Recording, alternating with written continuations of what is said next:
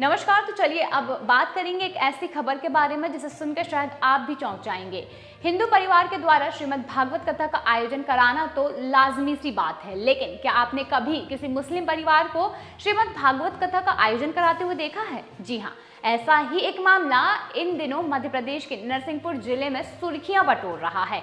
यहाँ एक परिवार द्वारा पिछले 3 दिनों से श्रीमद् भागवत कथा कराई जा रही है। कथा का वाचन आचार्य अभिमन्यु कृष्णा कर रहे हैं। वहीं कथा को सुनने के लिए भारी संख्या में भीड़ उमड़ रही है।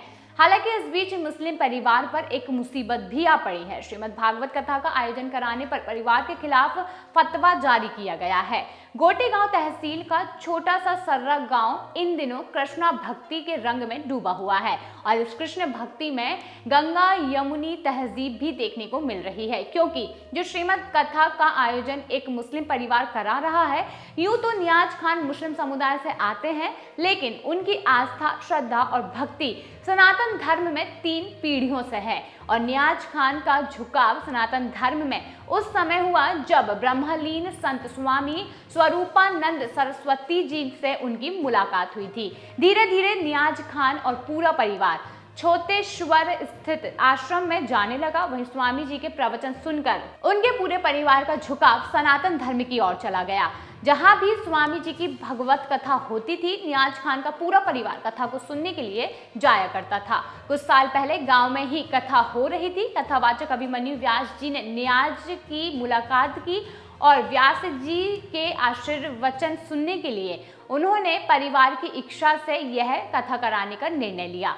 वहीं उन्होंने इस भगवत कथा का आयोजन कराया। नए साल की शुरुआत में नियाज खान ने अपने घर पर भगवत कथा का आयोजन कराया और 1 सप्ताह तक चलने वाली इस भगवत कथा को भगवताचार्य अभिमन्यु महाराज सुना रहे हैं। नियाज ने कहा है कि उनका परिवार आज जो शिखर पर है, उसके पीछे सनातन परंपरा और भगवत कथा की आस्था है। हालांकि नियाज खान के सामने एक मुसीबत भी आ खड़ी हुई है।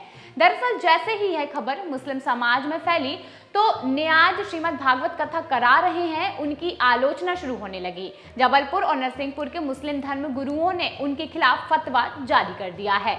वही कथावाचक भगवत आचार्य अभिमन्यु कृष्णा का कहना है कि इस तरह से किसी मुस्लिम परिवार का श्रीमद् भगवत कथा कराना अपने आप में एक अनोखी बात है और इससे समाज में एक संदेश जाएगा कि हिंदू और मुस्लिम सब एक भगवान के बंदे होते हैं। वही भागवत आचार्य इस कथा को करने में खासे आनंदित भी दिखाई दिए हैं।